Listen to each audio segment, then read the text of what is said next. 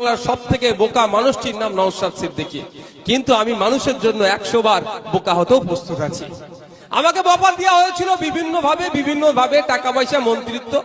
আমি বলেছিলাম 4টে ডিমান্ড আমি রেখেছি করব। 2টো ডিমান্ড আগে বলছি, এই 2টো ডিমান্ড পূরণ হলে আরো 2টো ডিমান্ড রাখবো। আর এই 4টে ডিমান্ড পূরণ হলে আমাকে কোনো দলে লাগবে না, আমি রাজনীতি থেকে অবসর নিয়ে নেবো, আমি রাজনীতি করব না। তার মধ্যে 2টো ডিমান্ড আমার ছিল যে 8টা ডিস্ট্রিক্ট আমি বলবো, 8টা ডিস্ট্রিক্টে 8টা পিজি হসপিটালের মতো, কলকাতা চিত্তরঞ্জন ন্যাশনাল মেডিকেল কলেজের মতো, আরজিকর হসপিটালের মতো এই ধরনের উন্নত মানের স্টার হসপিটাল 8টা ডিস্ট্রিক্টে বানিয়ে দিতে হবে। এই ডিমান্ড আমি রেখেছিলাম। স্বাস্থ্য বিপ্লব ঘটাতে হবে পশ্চিম বাংলাতে। কিন্তু দুর্ভাগ্য আমাদের, ওটা তো দূরের কথা। তারপরে আমার কাছে আর খবর আসেনি।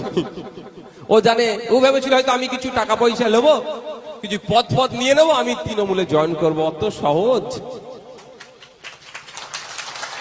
জেলে বসে ভাই, জেলে বসে শহীদ গোপীনাথ সাহার ইতিহাস পড়েছি। আমার বয়স তো এখন 30 পার হয়ে গেছে, আমাদের 30 পার হয়েছে, কিন্তু জেলে বসে গোপীনাথ সাহার জীবনী পড়েছি।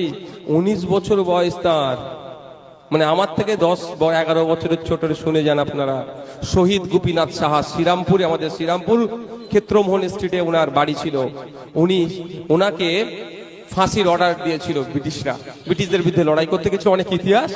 তো ওনার যেদিন ফাঁসির অর্ডার মানে হয়, তার থেকে ফাঁসির হওয়ার দিন 11-12 দিন মতো ছিল। উনি ভয় পেয়ে যাননি। উনি ভয় পেয়ে ব্রিটিশদেরকে আছে মুছ লেখা দেয়নি যে আমাকে ক্ষমা করে দাও, আমি তোমার হয়ে দালালি করব, করেননি। তার পরিবর্তে উনি উনার শরীরের কসরত করিয়ে 5 পাউন্ড বাড়িয়ে দেখিয়ে দিয়েছিল ব্রিটিশ বর্বরদেরকে যে ভারতীয়রা তোমাদের জন্য যথেষ্ট, তোমাদেরকে এখান থেকে বিতাড়িত করবে। তার জীবনী আমি কিন্তু জেলে বসে পড়েছি। সুতরাং আমাকে তৃণমূলের মতো কেনার মতো জায়গায় ওরা পৌঁছায়নি।